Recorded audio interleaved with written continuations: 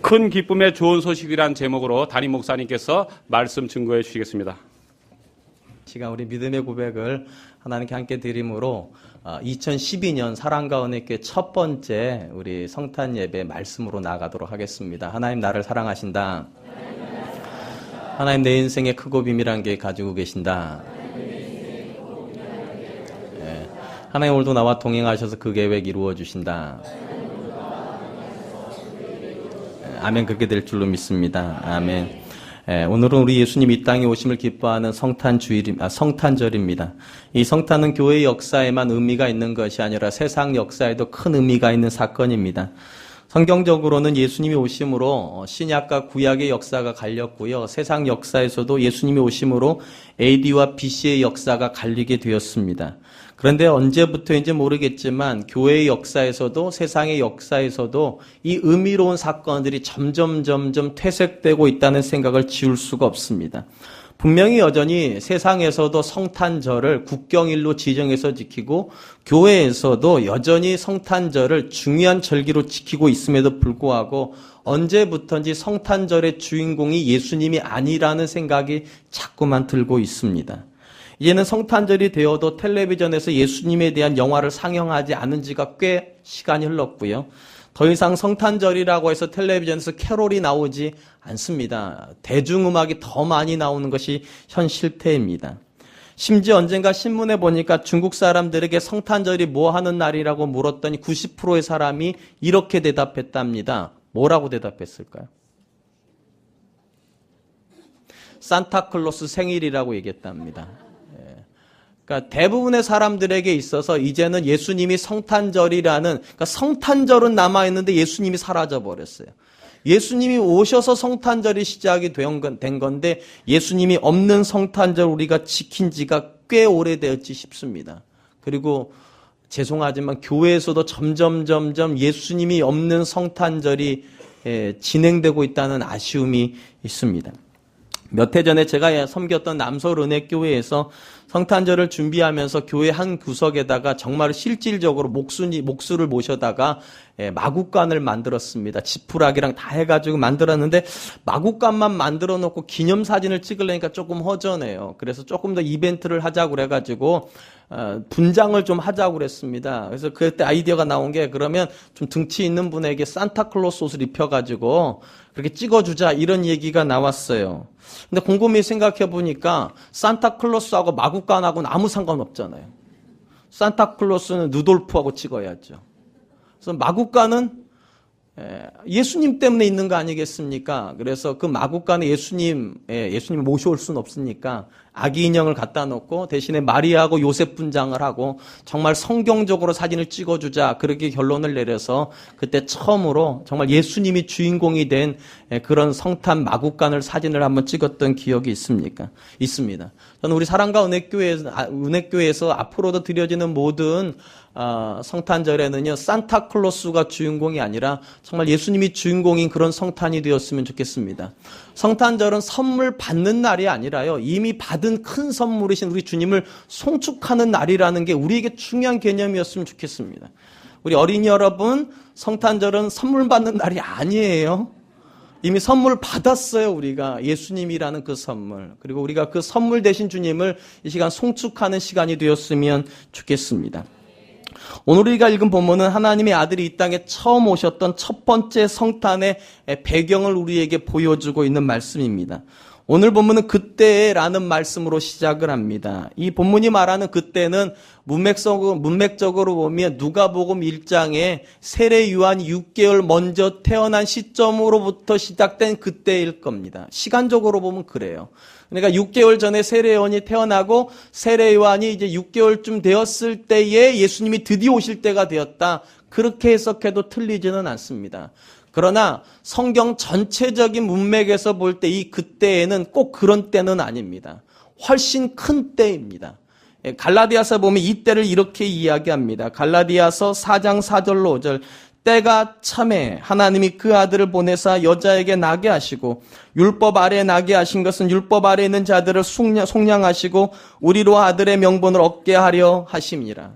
그러니까 여기 말하는 때는 단순한 어떤 한 때가 아니라 창세기 3장으로부터 시작돼서 수많은 시간을 들이고 하나님께서 계획하셨던 타임라인이 드디어 꽉 찼다는 겁니다. 마치 하나님께서 이 땅 가운데 정해놓으신 마지막 데드라인을 향해서 쭉 가고 있다. 그날 드디어 딱 되었을 바로 그때입니다. 그럼 이 때가 왜 중요한가?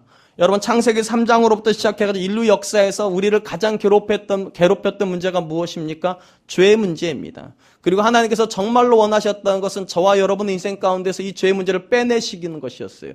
이 빼내시는 계획을 창세기 3장부터 하나님 하셨습니다. 그리고 드디어 누가복음 2장은 바로 그 계획이 실천할 때가 되었다는 말입니다. 그게 바로 그때라는 말입니다. 그러므로 여러분 이 성탄의 한 날은요 단순히 365일 중에 하루가 아니라요 사실은 인류 역사가 시작된 시점으로부터 모든 역사가 지향했던 바로 그 시간입니다. 바로 그 날을 기다렸어요. 메시아가 오는 바로 그 날이요. 그렇기 때문에 성탄이 귀한 날이지 우리가 하루 쉬기 때문에 귀한 날은 아닙니다.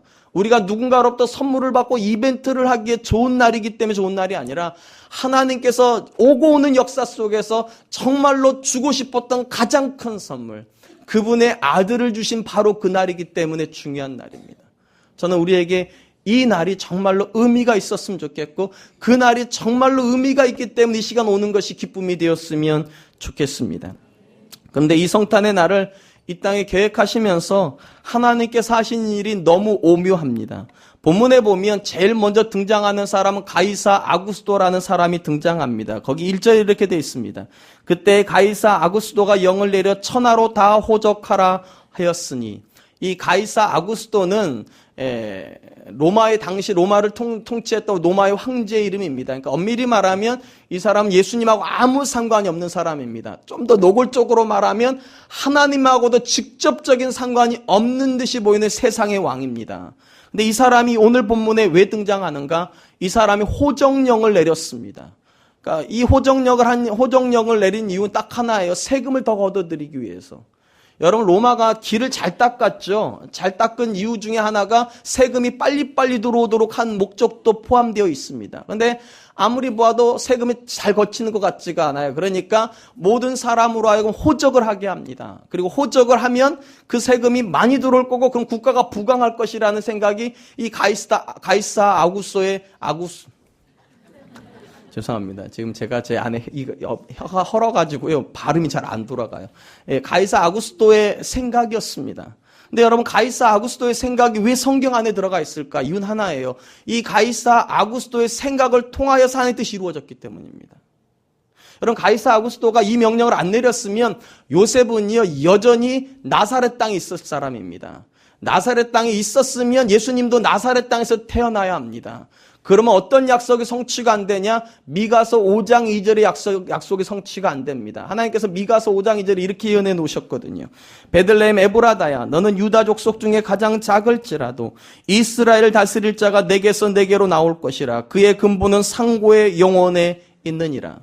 하나님께서 예수님이 태어나기 700년 전에 활동하였던 미가 선지자에게 뭐라고 말씀하셨는가?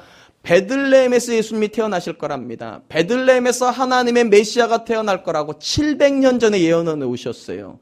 그런데 700년에 성취가 될 바로 그 시점에 나사렛 땅에 있어요. 지금 현상적으로 보면 나사렛 땅에서 예수님이 태어나게 생겼어요. 근데 여러분 이게 쉽지가 않은 문제인 게 하나님께서 웬만해가지고는 요셉을 거기 베들레헴으로 보낼 수가 없어요. 다른 것 때문이 아니라 이 요셉의 아내가 이미 만삭이에요. 그러니까 여러분 웬만한 일이 아니고서는 베들레헴에 갈 이유가 없어요. 근데 웬만한 일이 벌어졌어요. 황제가 명령을 내렸어요. 황제가요. 호적을 하라고. 그것도 자기가 난 곳으로 가서. 그러니까 어쩔 수 없이 가야 되는 거예요. 145km입니다. 나사렛으로부터 시작해서 베들레헴까지가 145km예요. 우리로 말하면 서울에서 아마 1000안쯤 정도가 될 겁니다. 생각으로 우리가 걸을만 하겠네.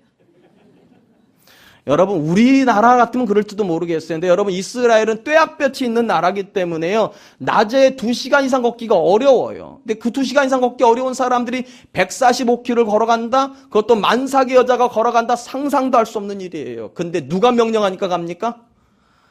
참 하나님 명령하면 참 어려운데 이렇게 황제가 명령하면 참 쉬워져요. 황제가 명령을 합니다. 황제는 이렇게 생각해서 베들레헴에 가서 예수님 태어나게끔 생각한 게 아니에요.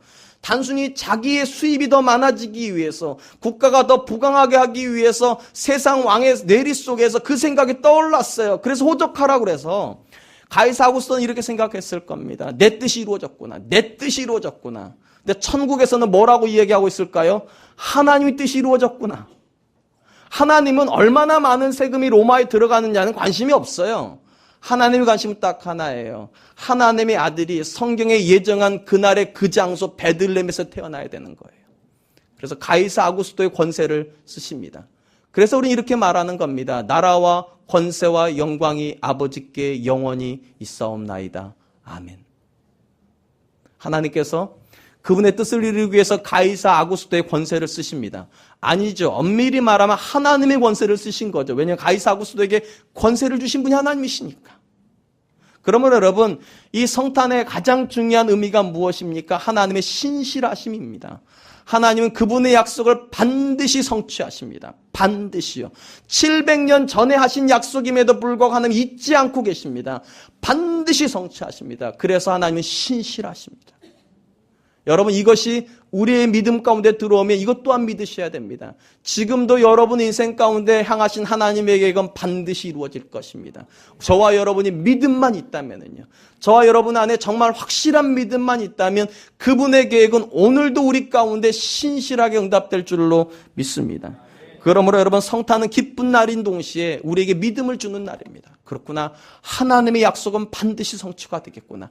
700년 전에 있었던 이야기도 하나님께 기억하고 계시고, 도무지 안 될 것 같은 145km를 가야 되는, 그것도 만삭의 여자가 가야 되는 길도 가게 하시는 분이시구나. 그래서 하나님은 일을 지어 성취하시는 하나님이십니다. 그냥 일이 되게만 놔두시는 것이 아니라 직접 길을 만드시고 사람의 생각을 움직이시는 분. 그래서 그분의 뜻을 이루시는 분. 저는 오늘도 우리 사랑과 은혜교회를 향하신 하나님 뜻이 이루어져서 우리가 이 자리에 모여 있는 줄로 믿습니다. 그리고 여러분의 인생을 향한 하나님 뜻도 지금도 이루어지고 있는 줄로 믿습니다. 한편 이렇게 해서 가이사 아구스토의 호정령을 받아서 베들레헴에 도착했을 때 요셉과 마리아 일행을 기다리고 있었던 환호의 인파, 그런 거 있었을까요? 없었습니다. 아무도 환영을 안 해줘요. 심지어 그들 앞에 충격스러운 현실이 있었습니다. 만삭의 아내를 데리고 딱 가봤더니 뭐가 없어요? 여관이 없어요. 왜 없었을까요? 당연하죠. 이 몸으로 걸어왔으니 속도를 따라잡을 수 있겠습니까? 느리게 걸어왔겠죠. 그러다 보니까 먼저 온 사람들이 다 자리를 차지해버렸어요. 그래서 그들에게 남겨진 곳이 어디였습니까? 마구간이었습니다. 그럼 왜 마구간이 있었을까요? 여러분, 사람이 많이 모이면 누구도 많이 오게 되어 있습니까? 장사꾼도 많이 오게 되어 있어요. 그러니까 상인들이 말을 끌고 오고 낙타를 끌고 오겠죠. 그 나귀와 말들이 들어갈 공간이 마구간이었습니다. 그곳밖에 없었어요. 그래서 글로 들어갔어요. 제가 이미 답을 다 가르쳐드리고 다시 질문합니다. 답을 다 가르쳐드렸어요. 하나님의 아들이신 예수님이 왜 마구간에 태어났죠? 답을 다 가르쳐드렸잖아요. 오늘 7절에 이렇게 되어 있어요. 이는 여관에 있을 곳이 없음이로라. 여관에 있을 곳이 없음이로라. 이 말은 객관적인 사실입니다. 왜 들어갔냐? 여관에 방이 없었기 때문에. 여러분, 그렇지 않죠? 엄밀히 말하면 방은 있었죠. 사람들이 들어가 있어서 문제인 거지. 방이 없는 게 아니죠. 사람들이 들어가 있어서 문제지. 이걸 조금 더 노골적으로 말하면 여러분 잘 생각해 보세요. 배가 이렇게 나온 여자가 내일이면 태어날 여자가요. 왔어요. 그럼 여러분 같으면 방 빼주겠어요? 안 빼주겠어요? 그래, 여러분 같은 분들이 없었던 거예요, 거기에요. 엄밀히 말하면 방이 없었던 것이 아니라 사람이 없었던 거예요. 어떤 사람이요? 방을 빼주는 사람이요. 이게 첫 번째 크리스마스의 현실이었습니다. 분명히 태어날 아기를 가지고 있는 여자예요. 누가 보아도 만삭이기 때문에 금방 태어날 거예요. 상식적으로 생각하면 누군가는 방을 내줬어야 될 것 같아요. 근데 아무도 안 내주는 현실. 그게 크리스마스가 서 있는 현실입니다. 하나님께서 이걸 통해서 우리에게 무슨 메시지를 주고 싶은 것일까요? 이런 메시지일 겁니다. 세상은 예수님을 환영하지 않는다는 메시지요. 세상 어디에도 주님을 위해서 자리를 내어주는 사람이 없다는 그 현실이요. 그래서 그분이 마구간으로 내몰릴 수밖에 없는 현실이요.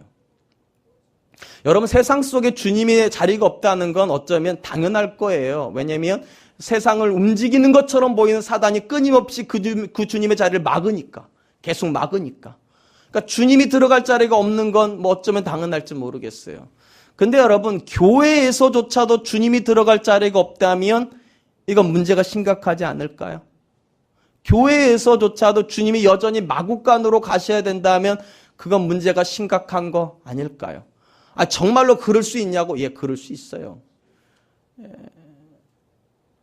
요한계시록에 보면 아시아 7개 교회에게 편지하시는 내용이 나옵니다. 그 중에 라오디게아 교회에게 예수님께서 이렇게 편지하시는 모습이 나옵니다. 요한계시록 3장 19절 20절 물은 내가 사랑하는 자를 책망하여 징계하노니 그러므로 내가 열심을 내라 회개하라 볼지어다 내가 문 밖에 서서 두드리노니 누구든지 내 음성을 듣고 문을 열면 내가 그에게로 들어가 그와 더불어 먹고 그는 나와 더불어 먹으리라.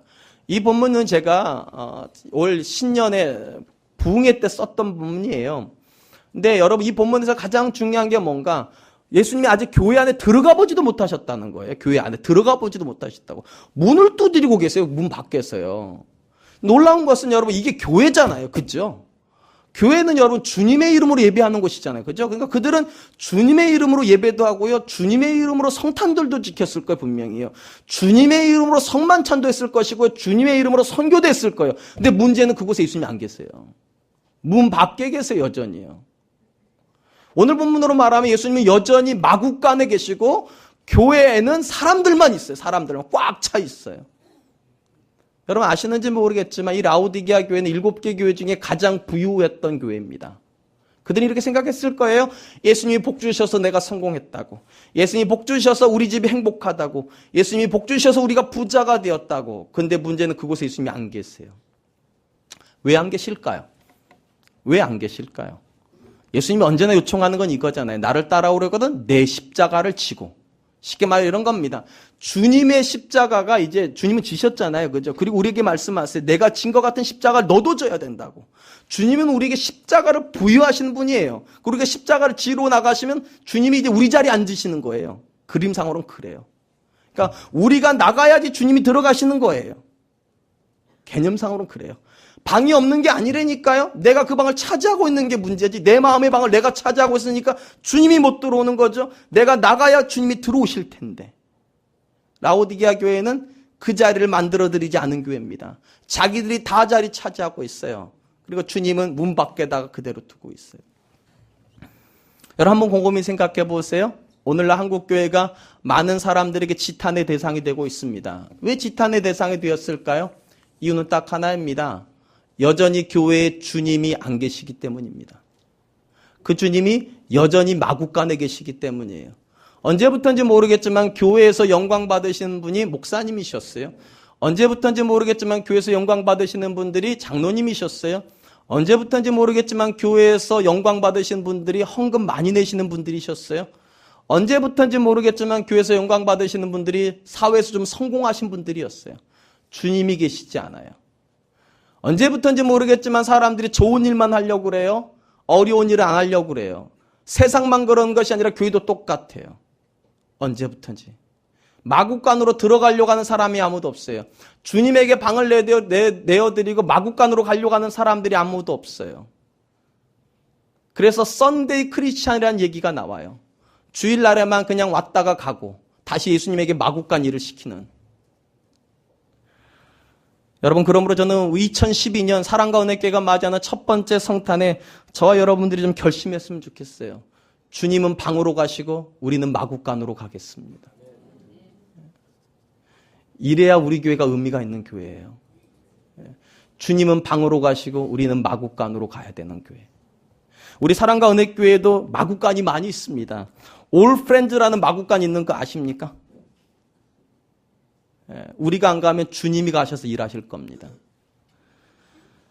소외된 이웃을 찾아다니는 나눔위원회라는 마구간이 있는 것도 아십니까?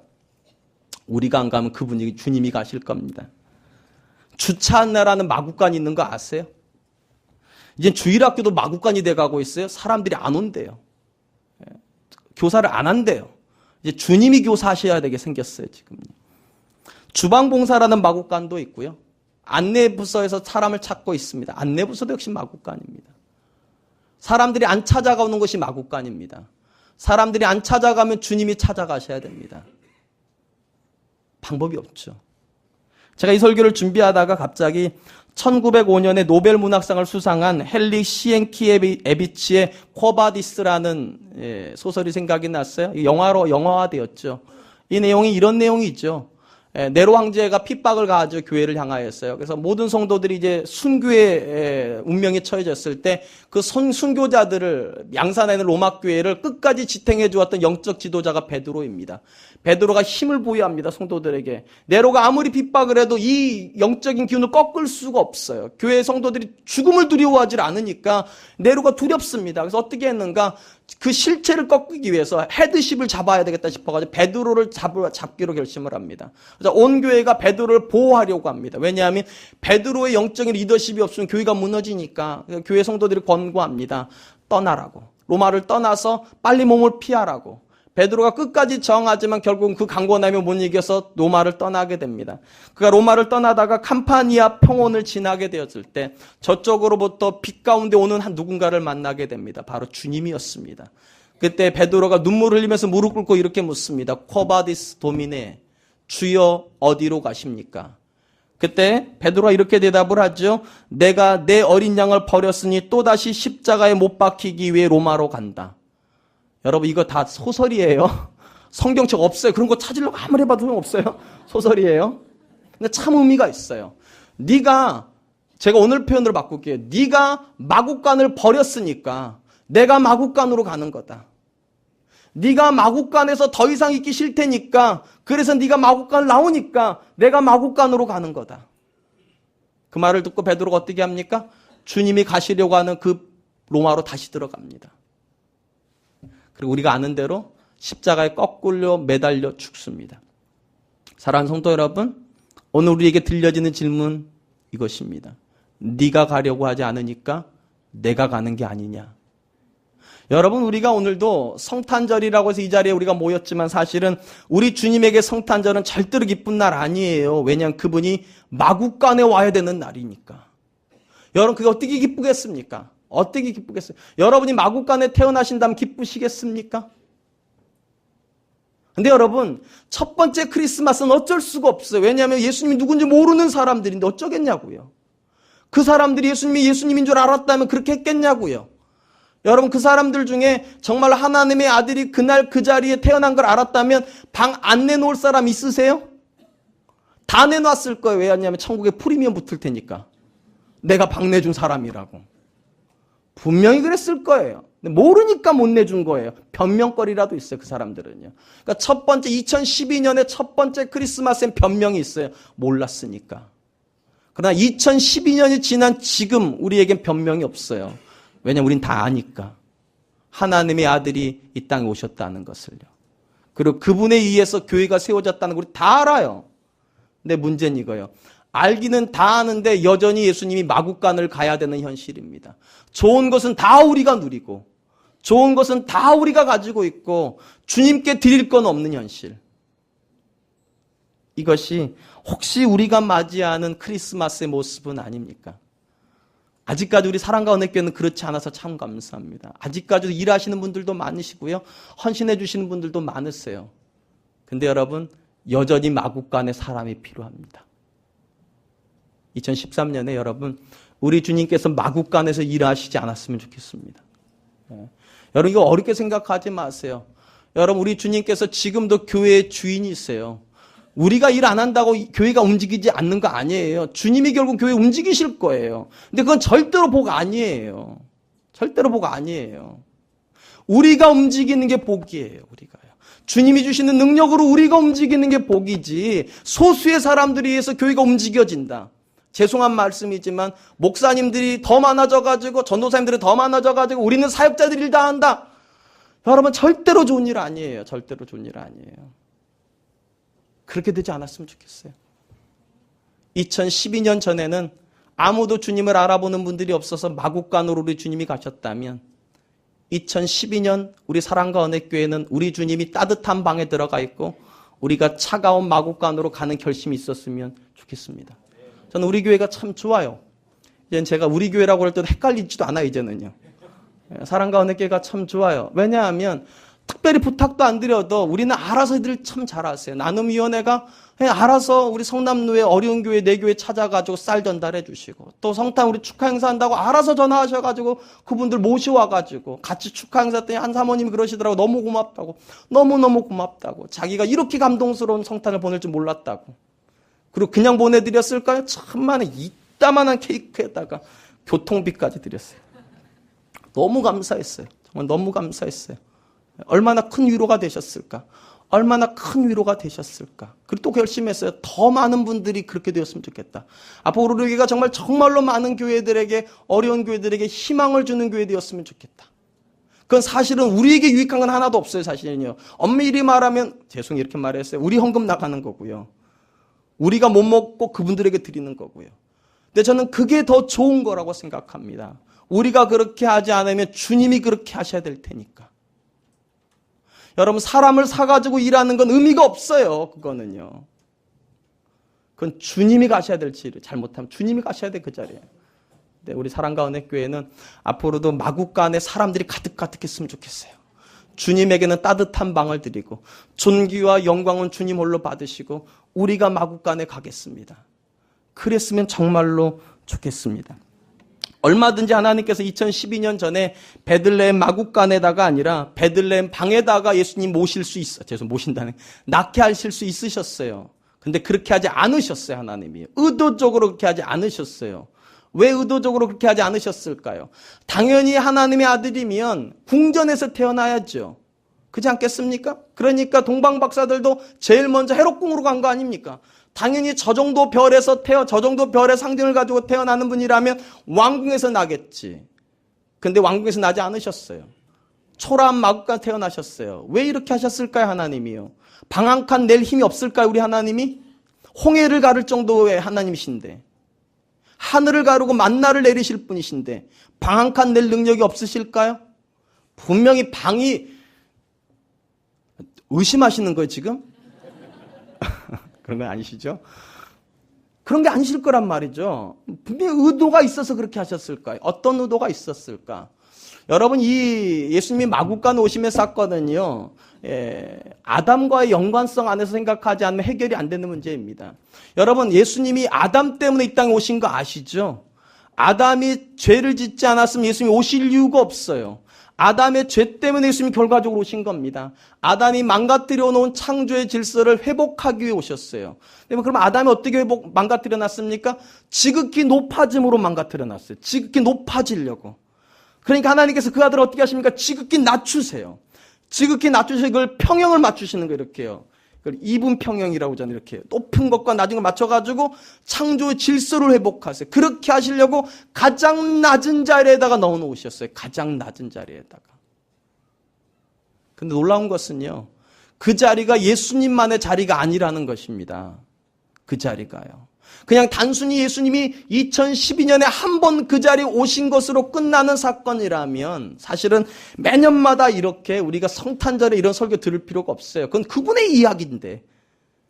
처음 예수님 믿을 때 한 번 들으면 된 거지. 그분의 이야기라면. 근데 그 이야기가 우리의 이야기라는데 심각성이 있어요. 그러니까 우리 집사님께서 어떻게 하시고 이 본문을 인용을 하셨는데 빌립보서 2장 5절 8절을 보면 사도 바울이 성탄의 이야기가 우리의 이야기라고 이야기합니다. 이렇게 얘기합니다. 너희 안에 이 마음을 품으라. 곧 그리스도 예수의 마음이니 그는 근본 하나님의 본체시나 하나님과 동등됨으로 취할 것으로 여기지 아니하시고 자기를 비워 종의 형체를 가져서 사람들과 같이 되셨고 사람의 모양으로 나타나서 자기를 낮추시고 죽기까지 복종하셨으니 곧 십자가에 죽으심이라. 여러분, 지금 사도 바울이 뭐라고 말합니까? 예수님이 그냥 성탄절에 마국간에 온 걸로 끝내라고 말하는 것이 아니라 그 주님의 마음이 우리 마음이 되어야 된답니다. 우리의 마음이 가장 낮은 자리인 그 베들레헴 마국간에 늘 있어야 된답니다. 그곳이 우리가 있어야 될 자리래요. 그곳이. 이 말을 들으시면 또 이렇게 착각하실까 싶어요. 그러면 예수님 믿으면 성공하지 말라는 말인가? 예수님 믿으면 부자도 되지 말라는 말인가? 예수님 믿으면 행복하지도 말라는 말인가? 아니요. 그런 뜻이 아니에요. 부자 자체가 목적이 되지 말고요. 성공 자체가 목적이 되지 말고요. 행복 자체가 목적이 되지 말고요. 예수님이 목적이 되게 하시라고. 예수님이요. 예수님을 위해서 성공하세요. 예수님을 위해서 부자 되세요. 예수님을 위해서 행복하세요. 그리고 그 모든 걸 가지고 예수님에게 쓰세요. 이제 제가 다시 할게요. 부자 되세요. 이제 아멘 안 하면 2014년 부자 안 되는 거예요. 네, 다시. 부자 되세요. 예수님을 위해서요. 네, 성공하세요. 예수님을 위해서요. 행복하세요. 예수님을 위해서요. 그게 낮은 마음입니다. 얼마든지 저는 그렇기 때문에 부자들 안에도 낮은 마음이 있다 저는 믿습니다. 얼마든지 성공한 사람들 안에도 낮은 마음이 있다 저는 믿습니다. 얼마든지 행복한 사람들 안에도 낮은 마음이 있다 저는 믿습니다. 왜냐하면 성경에 나오는 대부분의 믿음의 사람들은 다 부자였어요. 근데 그 부자들은 정말로 책망받은 적이 없어요. 왜냐하면 부자가 목적이 아니었기 때문이에요. 부자가 목적이 아니었기 때문에. 그러므로 여러분, 부유함과 상관이 없어요. 낮은 마음은요. 성공하고 상관없어요. 낮은 마음은요. 행복하고 상관없어요. 낮은 마음은요. 목적하고 관련이 있어요. 목적하고. 우리 주님이 목적이면 그건 낮은 마음이에요. 저는 이 성탄에 저와 여러분들이 그런 마음 품었으면 좋겠습니다. 우리 사랑과 은혜교회에서는 높임 받으실 분 우리 주님. 그리고 언제나 우리는 낮은 자리로 찾아가려고 하는 존재들. 근데 여러분 기억하세요. 낮아지려고 하면 어김없이 높아져요. 우리 주님이 어김없이 그렇게 하실 거예요. 주님 때문에 낮은 자리를 찾아가는 자는 어김없이 높아질 거예요. 그러나 주님과 상관없이 높은 자리에 가는 사람들은 어김없이 낮아질 거예요. 우리가 그 믿음 가지고 자신감 있게 낮아질 수 있기를 축원드립니다. 마지막으로 오늘 본문에 보면 예수님의 탄생 소식이 제일 처음 들려진 곳이 들판입니다. 누구에게 들려졌습니까? 목자들에게요. 근데 우리는 이걸 볼 때마다 참 목가적으로 생각하는 생각들이 있어요. 별빛이 막 쏟아지고 있을 때 목자들이 양을 치고 꾸벅꾸벅 졸고 있을 때 하늘에서 갑자기 빛이 확 내리더니 기뻐하라 이렇게 하고 또 어떤 데서는 눈도 조금 내려주고 절대 눈 안 내리는 데인데 눈도 내려주고 막 그리고 목자들이 너무 기뻐가지고 막 제가 이제 또 환상을 다 깨드릴게요. 절대로 그렇게 기쁜 날이 아니에요. 기쁜 장면이 아니에요.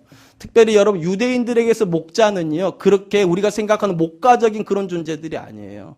목자, 유대인들이 생각하는 목자들은요, 인생의 가장 밑바닥에 존재하는 사람들이에요. 인생이 돌고 돌아서 할 일이 없을 때 가장 마지막에 가는 지점이 목자예요. 제가 왜 이렇게 말씀드릴 수 있는가? 여러분 누가복음 15장에 보면 탕자의 비유가 나오죠. 그 탕자가 돈이 다 떨어졌을 때 최후로 했던 직업이 뭡니까? 이 목자예요. 돼지 치는 목동이요.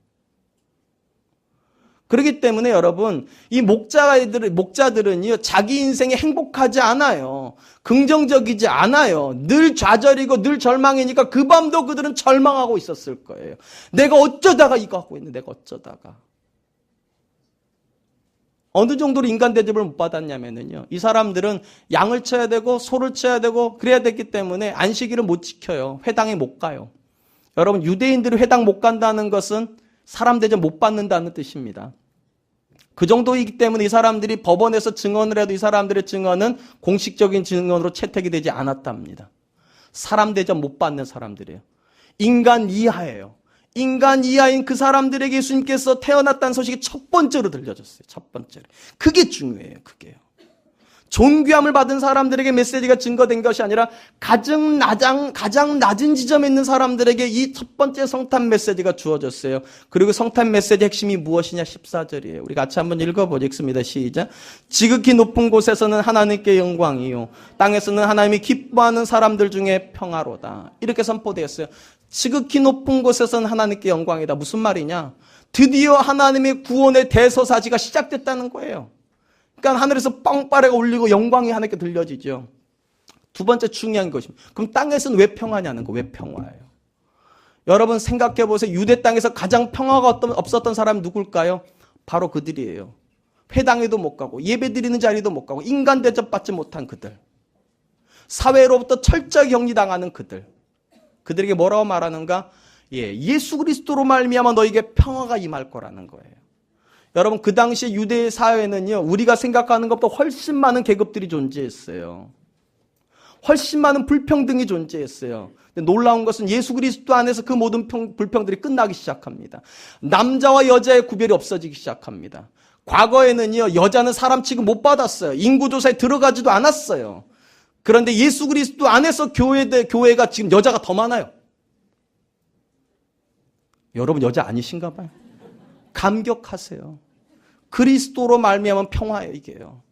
예수 그리스도 오기 전에는요, 이방인과 유대인이라는 큰 장벽이 있었어요. 도무지 넘어가지 못하는 장벽이었어요. 그러나 그리스도 안에서 이 장벽이 무너져 버렸어요. 그리스도 이전에는요, 종과 주인의 관계가 있었어요. 상전할 때는 어떻게 해보지도 못하는 거예요. 종은 물건이었어요. 근데 그리스도 안에서 종과 상전의 개념이 없어져 버렸어요. 과거에는요, 대륙 하나를 못 넘어갔어요. 불결한 땅들이었으니까. 근데 지금 복음이 돌아요. 그리스도 안에서요. 지난 23일 날 우리가 성탄 축하 예배 드렸어요. 정말 감사하게도 2시간 반이나 했어요. 저는 교회가요, 뭐 하고 싶어 하는 분들이 이렇게 많다는 게 참 신기해요. 1시간 반 채우기도 힘들거든요. 보통 교회는 프로그램 짜느라고. 우리 전사람들이 그러더라고. 애들이 왜 이렇게 하려고 하는지 모르겠다고. 2시간 반을 했어요, 좌우지간요. 나올 사람도 많고 출연할 사람도 많으니까 좌우지간. 대서사시에 스펙타클하고 막 그냥 인터내셔널하고. 올프렌즈 친구들이 다 와가지고 꽉 채웠어요. 제가 감격스러웠던 게 이거예요. 분명히 우리랑 피부색도 달라요. 쓰는 말도 달라요. 외모도 달라요. 엄밀히 말하면 우리가 나아요, 그들보다요. 외모도 그렇고 경제적으로도. 그런데 우리 중에 누구도 이분들을 편견을 가지고 보는 분이 없어요. 누구도 우리보다 뭐라고 그래요? 단계가 낮은 분을 보는 분들이 없어요. 다 우린 고백하지 형제라고요. 언제부터 우리가 형제였어요? 과거에는요, 돈을 많이 가지면 절대 형제 되지 않아요. 근데 그리스도 안에서 평화예요. 그리스도 안에서 평화예요. 근데 여러분, 그거 아십니까? 교회에서만 그런 거예요. 여전히 나가면 돈에 의해서 신분이 갈려요. 여전히 나가면 성별에 의해서 갈려요. 여전히 나가면 피부에 의해서 갈려요. 그러므로 여러분, 진정한 성탄의 메시지는 이것입니다. 여러분, 사랑과 은혜교회 안에서는요, 성에 상관없는 평등이 있어야 됩니다. 남자냐가 여자냐가 중요하지 않아요. 직분에 의한 편견도 없어야 됩니다. 목사냐 장로냐 그 중요하지 않아요. 평등이어야 돼요. 물론 권위는 인정을 해야 됩니다. 그러나 여러분, 그것이 사람을 가르는 기준이 되면 안 된다는 거예요. 우리 사랑과 은혜교회 안에서는 가진 것과 못 가진 것에 구별이 없었으면 좋겠습니다. 배운 것과 못 배운 것에 대한 구별이 없었으면 좋겠습니다. 얼마나 좋은 집에 사느냐 그거 구별이 없었으면 좋겠습니다. 그래야 성탄이에요. 땅에서는 기뻐하신 입은 자들 중에 평화로다.